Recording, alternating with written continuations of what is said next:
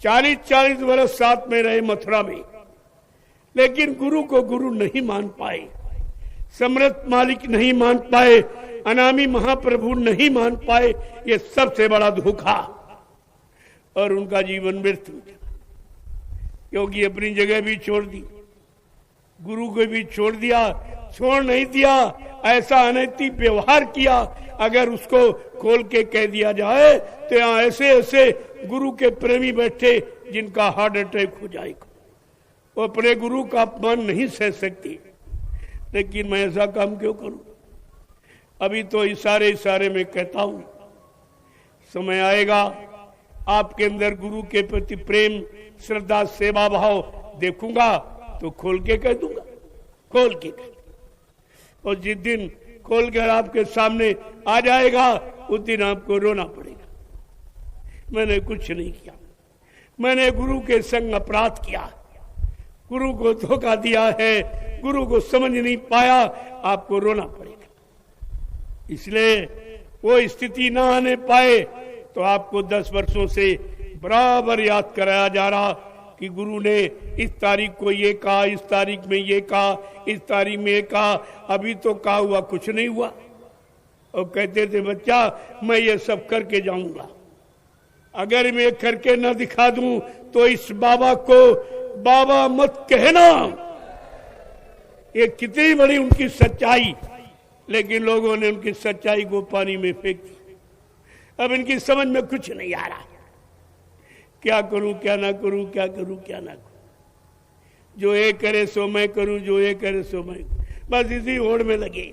एक बोतल शराब पिएगा, मैं 2 बोतल पीऊंगा, एक मुर्गा खाएगा, मैं 2 मुर्गे खाऊंगा, ये 2 अंडे खाऊंगा, मैं 4 अंडे खाऊंगा, इसके सिवा कुछ नहीं।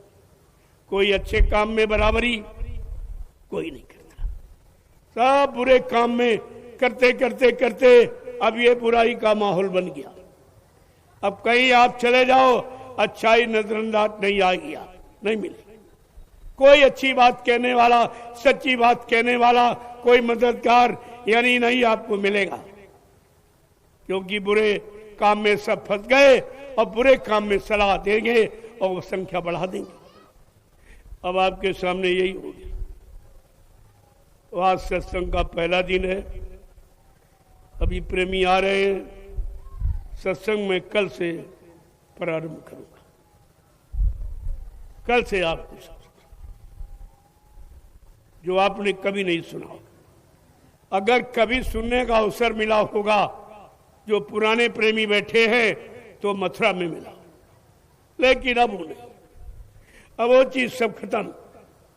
उन्होंने तो आपको बता दिया कि गुरु तुम्हारा मर गया, तो तुम्हारा गुरु से रिश्ते खत्म कर दिया उन्होंने।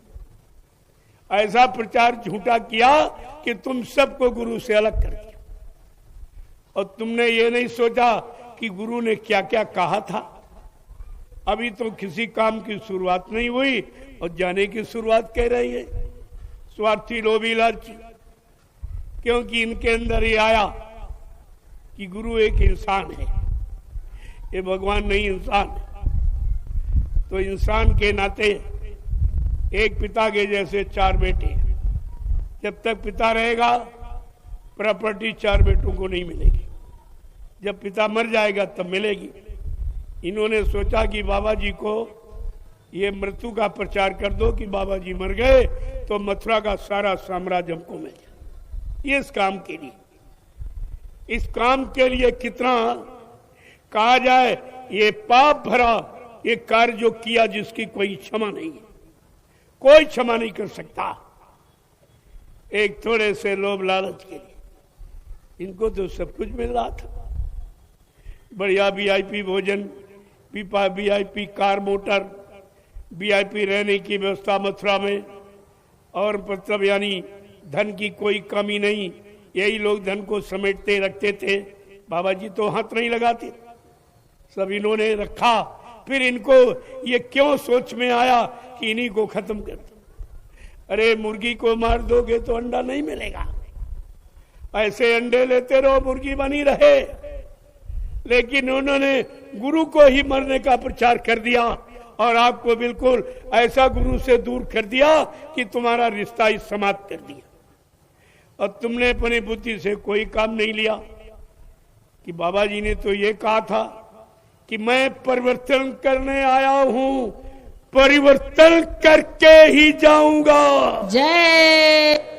कोई माई का लाल हमें इस परिवर्तन से न रोक सकता है, न मेरा काम कोई कर सकता है। जय गुरुदेव। अगर ये वचन आपको याद होते तो तुमको अपने गुरु में शंका होती या उन स्वार्थी लोभी लालचियों के झूठे वचनों को आप मान लेते? कितनी बड़ी आपने गलती थी वचनों को भुला के शंका में चले गया ज्ञान था। बाबा जी ने कहा, अरे भाई तुम शंका में मत रहना, मैं कलयुग को भगाने आया हूं और सतयुग को लाने आया हूं। जब तक कलयुग को नहीं भगा दूंगा, सतयुग को नहीं लाऊंगा, तब तक मैं इस मानव शरीर को छोड़ के जाने वाला नहीं हूं। गुरुदेव। फिर आप कैसे विश्वास कर लिया कि मर गए चले गए? क्या कलयुग चला गया, सतयुग आ गया? जो आपको विश्वास हो गया, इसका मतलब आपको गुरु के वचनों पर कोई विश्वास नहीं था। और बिन विश्वास न कोनो सिद्धि, बिना विश्वास के कोई काम सिद्ध नहीं होता। तो पहली भूल तो आपने ये की कि गुरु को के वचनों को बुला दिया। जैसे वचनों को बुला दिया तुम गुरु को भूल गए, उनके काम को भूल गए जो उन्होंने कहा मैं परिवर्तन करके दिखा दूंगा। और विश्व परिवर्तन जो यहाँ कभी नहीं हुआ, जो शक्तियां आई जिनको भगवान आप मानते हो, उन्होंने देशी प्रदेशी परिवर्तन किया, लेकिन विश्व परिवर्तन नहीं किया। ये काम किसी ने नहीं किया।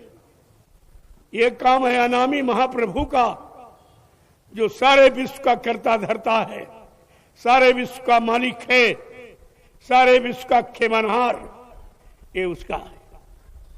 इसलिए बाबा जी ने आवाज लगा के साथ साथ में आपको परिचय दिया, मैं विश्व परिवर्तन करने आया हूं और विश्व परिवर्तन करके जाऊंगा। जो देशी प्रदेशी परिवर्तन हुआ वो तो मार काट, हिंसा और खून खराबा का हुआ। राम ने कितने करोड़ों को मार डाला रावण संग्राम में, कृष्ण ने महाभारत में अरबों खरबों को मार डाला।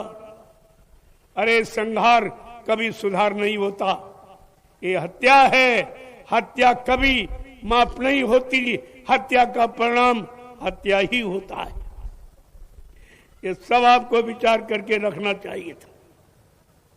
उन्होंने इस तरह का कोई परिवर्तन नहीं किया, लेकिन बाबा जी ने क्या कहा, मैं ऐसा कोई खूनी क्रांति का परिवर्तन नहीं करूंगा, मैं अपनी वैचारिक क्रांति के द्वारा देश दुनिया को बदल करके दिखा दूंगा कि दुनिया कैसे बदलती, दुनिया अच्छे सच्चे रास्ते पर कैसे चलती और अच्छे सच्चे लोगों की बात को, सिद्धांतों को कैसे मानती है। कहा मैं ये करके दिखा दूंगा, थोड़ा सा इंतजार कर लीजिए, ये सब हो जाएगा। जब 3 साकेत महायज्ञ किए जो हिंदुस्तान की धरती पर किसी ने नहीं किया।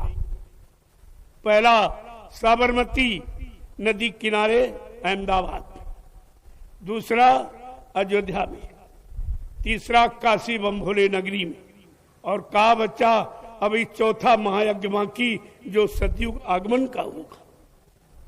उस यज्ञ का प्रचार मैं 6 महीने पहले करवाऊंगा, तुम तैयारी बना के रखना।